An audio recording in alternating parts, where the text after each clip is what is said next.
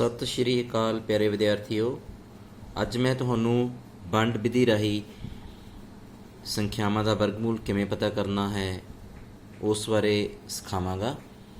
ਪਿਆਰੇ ਵਿਦਿਆਰਥੀਓ, ਜਦੋਂ ਸੰਖਿਆਵਾਂ ਵੱਡੀਆਂ ਹੋਣ ਤਾਂ ਉਸ ਸਮੇਂ ਜਿਹੜੀ ਸਭ ਤੋਂ ਵਧੀਆ ਵਿਧੀ ਹੈ ਉਹ ਵੰਡ ਵਿਧੀ ਰਾਹੀਂ ਵਰਗਮੂਲ ਪਤਾ ਅਸੀਂ ਕਰ ਸਕਦੇ ਹਾਂ।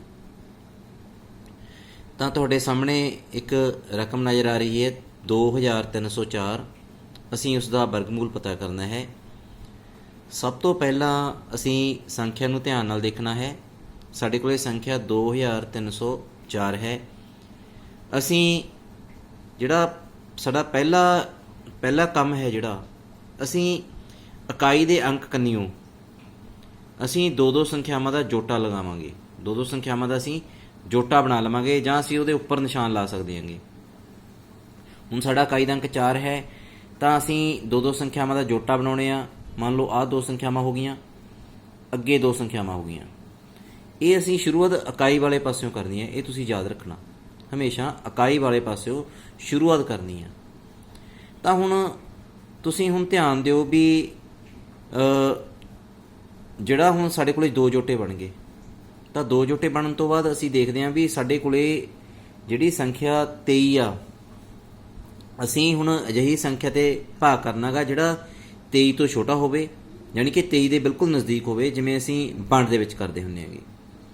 ਅਤੇ ਅਸੀਂ ਯਾਨੀ ਕਿ ਵਰਗ ਬਣਾਉਣਾ ਗਾ। ਇਹ ਵੀ ਯਾਦ ਰੱਖਣਾ, ਅਸੀਂ ਉਹ ਸਭ ਤੋਂ ਵੱਡੀ ਸੰਖਿਆ ਪਤਾ ਕਰਨੀ ਆ ਜਿਸ ਦਾ ਵਰਗ ਯਾਨੀ ਕਿ 23 ਤੋਂ ਛੋਟਾ ਹੋਵੇ ਜਾਂ 23 ਦੇ ਬਰਾਬਰ ਹੋਵੇ। 23 ਦੇ ਬਰਾਬਰ ਤਾਂ ਦੇਖੋ ਹੋ ਹੀ ਨਹੀਂ ਸਕਦਾ, ਯਾਨੀ ਕਿ 23 ਤੋਂ ਛੋਟਾ ਹੋਵੇ। ਤਾਂ ਅਸੀਂ ਸੰਖਿਆਵਾਂ ਦੇਖਦੇ ਹਾਂ।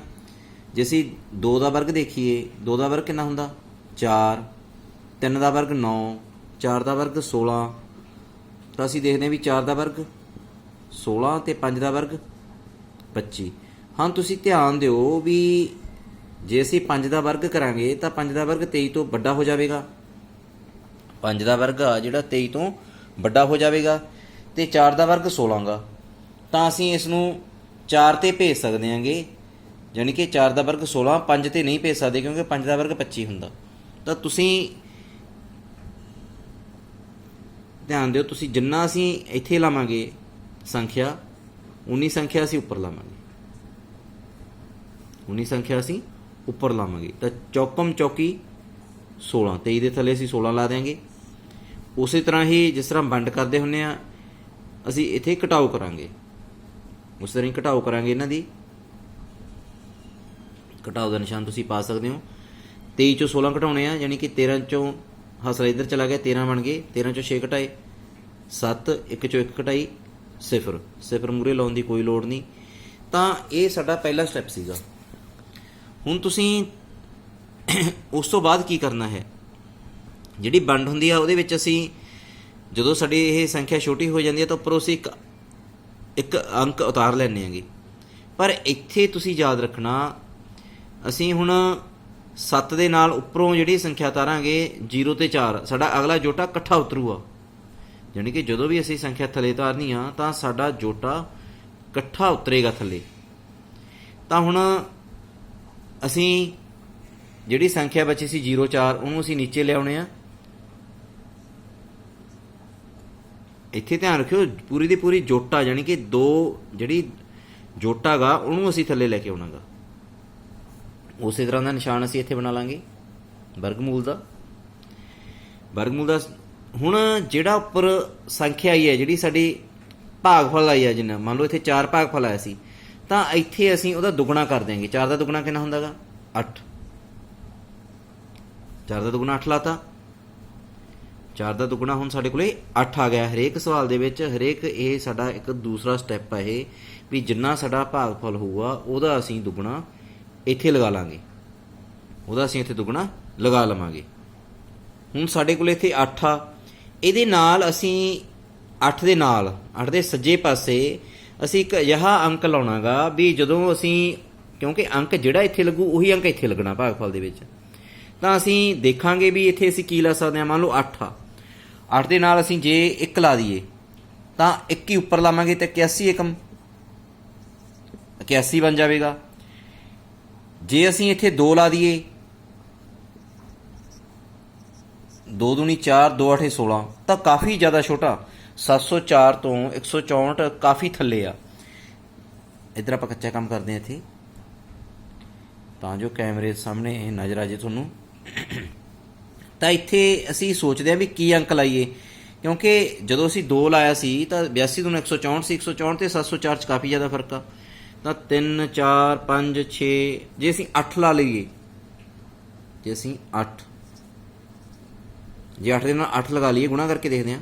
8 ਵਾੜੀ 64 ਦਾ ਚੌਂਕਾ ਹੱਸ ਲਾਏ 6, 8 ਵਾੜੀ 64 ਤੇ 6 70, ਕਿਉਂਕਿ ਆਪਾਂ ਨੂੰ ਪਤਾ ਲੱਗ ਰਿਹਾ ਸੀ ਵੀ ਜੇ 8 ਨੂੰ 8 ਨਾਲ ਗੁਣਾ ਕਰਾਂਗੇ ਤਾਂ 4 ਆਏਗਾ। 8 ਵਾੜੀ 64 ਤੇ 4 ਹੀ ਆਪਾਂ ਨੂੰ ਇੱਥੇ ਆ, ਤਾਂ ਅਸੀਂ 8 ਦੇ ਨਾਲ ਕਿਹੜਾ ਅੱਖਰ ਲਾਵਾਂਗੇ ਇੱਥੇ? ਇੱਥੇ ਅਸੀਂ 8 ਹੀ ਲਾ ਦਿਆਂਗੇ। 8 ਇੱਥੇ ਲਾਇਆ ਤੇ 8 ਹੀ ਉੱਪਰ ਲਾਵਾਂਗੇ। ਹੁਣ ਗੁਣਾ ਕਰੋ 8 ਨਾਲ। 8 ਨਾਲ ਗੁਣਾ ਕਰਕੇ 88 ਨੂੰ 8 ਨਾਲ ਗੁਣਾ ਕੀਤੀ ਤਾਂ ਕਿੰਨਾ ਬਣ ਗਿਆ? 704। ਤਾਂ 704 ਦੇ ਥੱਲੇ 704 ਜਾਂ ਤਾਂ ਇਸ ਤੋਂ ਛੋਟਾ ਹੋਣਾ ਚਾਹੀਦਾ ਸੀ ਜਾਂ ਇਹਦੇ ਬਰਾਬਰ। ਇਹਦੇ ਬਰਾਬਰ ਆ ਰਿਹਾ ਤਾਂ ਵਧੀਆ ਗੱਲ ਆ, ਤੇ ਸਾਡਾ ਸਵਾਲ ਇੱਥੇ ਹੀ ਖਤਮ ਹੋ ਜਾਵੇਗਾ। ਤਾਂ ਅਸੀਂ ਨੀਚੇ ਸਿਫਰ ਬਚ ਗਈ, ਯਾਨੀ ਕਿ ਕਾਟੀ ਸਿਫਰ ਬਚ ਗਈ, ਤੇ ਇੱਥੇ ਸਾਡਾ ਸਵਾਲ ਆ ਇਹ ਖਤਮ ਹੋ ਗਿਆ। ਤਾਂ 2304 ਦਾ ਜਿਹੜਾ ਵਰਗਮੂਲ ਕਿੰਨਾ ਆ ਗਿਆ ਸਾਡਾ? 48। 48 ਸਾਡਾ ਆਨਸਰ ਆ ਗਿਆ। ਉਮੀਦ ਆ ਪਿਆਰੇ ਵਿਦਿਆਰਥੀਓ ਇਹ ਸਵਾਲ ਤੁਹਾਨੂੰ ਸਮਝ ਆ ਗਿਆ ਹੋਣਾਗਾ। ਸਵਾਲ ਨੂੰ ਦੇਖੋ ਇੱਕ ਵਾਰੀ ਫੇਰ।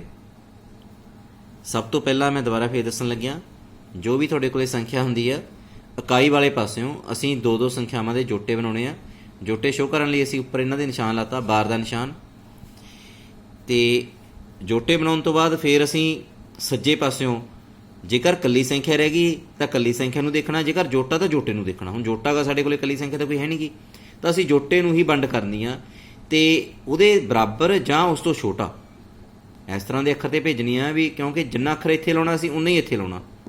ਤਾਂ ਅਸੀਂ ਦੇਖਦੇ ਵੀ 4 ਦਾ ਵਰਗ 16 ਹੁੰਦਾ, 5 ਦਾ 25 ਹੁੰਦਾ, ਤਾਂ 4 ਤੇ ਭੇਜਿਆ। ਘਟਾਓ ਕਰਤੀ, ਘਟਾਓ ਕਰਕੇ 7 ਬਚਿਆ ਸੀ। ਭਾਗ ਦੇ ਵਿੱਚ ਅਸੀਂ 1 ਅੱਖਰ ਤਾਰਦੇ ਹੁੰਦੇ ਸੀ, ਇੱਥੇ ਅਸੀਂ 2 ਅੱਖਰ ਇਕੱਠੇ ਤਾਰਨੇ ਆ ਹਮੇਸ਼ਾ। ਵਰਗਮੂਲ ਦੇ ਵਿੱਚ, ਵੰਡ ਵਿਧੀ ਦੇ ਵਿੱਚ ਜੋਟਾ ਇਕੱਠਾ ਉਤਾਰਨਾ। ਤਾਂ 0 ਤੇ 4 ਨੂੰ ਅਸੀਂ ਥੱਲੇ ਲਿਆਏ। 4 ਸੀ ਸਾਡਾ, 4 ਦਾ ਦੁੱਗਣਾ 8 ਲਾਤਾ ਸੀ। ਸੱਜੇ ਪਾਸੇ ਅਸੀਂ ਅਜਿਹੀ ਸੰਖਿਆ ਲਾਉਣੀ ਆ ਵੀ ਜਦੋਂ ਅਸੀਂ ਉਹਦੇ ਨਾਲ ਗੁਣਾ ਕਰਾਂਗੇ, ਜਿਹੜੀ ਸੰਖਿਆ ਇੱਥੇ ਲਾਵਾਂਗੇ ਉਹੀ ਇੱਥੇ ਲਾਉਣੀ ਆ। ਇਹ ਰੂਲ ਆ। ਤਾਂ ਜਦੋਂ ਅਸੀਂ ਗੁਣਾ ਕਰਨੀ ਆ ਤਾਂ ਇੱਥੇ ਅਜਿਹੀ ਸੰਖਿਆ ਲਾਉਣੀ ਆ ਜਾਂ ਤਾਂ ਇਸ ਤੋਂ ਛੋਟੀ ਹੁੰਦੀ ਜਾਂ ਇਹਦੇ ਬਰਾਬਰ।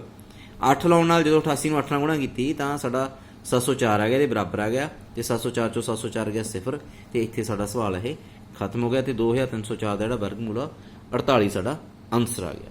ਤਾਂ ਇਹਦੀ ਤੁਸੀਂ ਪ੍ਰੈਕਟਿਸ ਕਰਕੇ ਦੇਖਿਓ। ਉਮੀਦ ਹੈ ਤੁਹਾਨੂੰ ਇਹ ਸਵਾਲ ਲਾਜ਼ਮੀ ਸਮਝ ਆ ਗਿਆ ਹੋਣਾਗਾ। ਅਸੀਂ ਇੱਕ ਹੋਰ ਰਕਮ ਲੈਂਦੇ ਆਂਗੇ।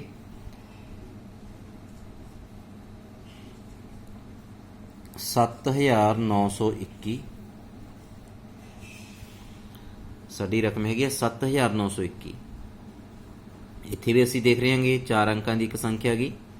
ਬਿਲਕੁਲ ਉਹੀ ਤਰੀਕਾ, ਇਕਾਈ ਵਾਲੇ ਪਾਸਿਓਂ ਅਸੀਂ ਜੋਟੇ ਬਣਾਉਣੇ ਸ਼ੁਰੂ ਕਰਤੇ। 1 ਜੋਟਾ, 2 ਜੋਟੇ। ਹੁਣ ਅਸੀਂ ਖੱਬੇ ਪਾਸੇ ਦੇਖਣਾ, ਸਾਡੇ ਕੋਲੇ 79 ਆ, 79 ਆ। ਤਾਂ ਅਸੀਂ ਇੱਥੇ ਦੇਖਦੇ ਹਾਂ ਵੀ ਕਿਹੜੀ ਸੰਖਿਆ ਦਾ ਵਰਗ ਲਾਈਏ, ਕਿਉਂਕਿ ਜਿੰਨੀ ਸੰਖਿਆ ਅਸੀਂ ਇੱਥੇ ਲਾਵਾਂਗੇ ਉਨੀ ਸੰਖਿਆ ਅਸੀਂ ਉੱਪਰ ਲਾਉਣੀ ਆ। ਸਾਨੂੰ ਪਤਾ ਜੇ ਅਸੀਂ ਦੇਖੀਏ 8 8 64 ਹੁੰਦੇ ਨੇ, 9 ਨਹੀਂ 81 ਹੁੰਦੇ ਨੇ। ਤਾਂ 8 ਦਾ ਸਕੁਆਇਰ ਆ ਜਿਹੜਾ 64 ਹੁੰਦਾ, 9 ਦਾ ਸਕੁਆਇਰ 81 ਹੁੰਦਾ। ਤਾਂ 81 ਦੇ ਨੀਚੇ ਨਹੀਂ ਲੱਗ ਸਕਦੇ, ਤਾਂ ਅਸੀਂ ਇਹਨੂੰ ਕਿੰਨੇ ਤੇ ਭੇਜਾਂਗੇ? 8 ਤੇ ਭੇਜਾਂਗੇ। 8 8 64। ਪਤਾ ਲੱਗਿਆ ਪਿਆਰੇ ਵਿਦਿਆਰਥੀਓ?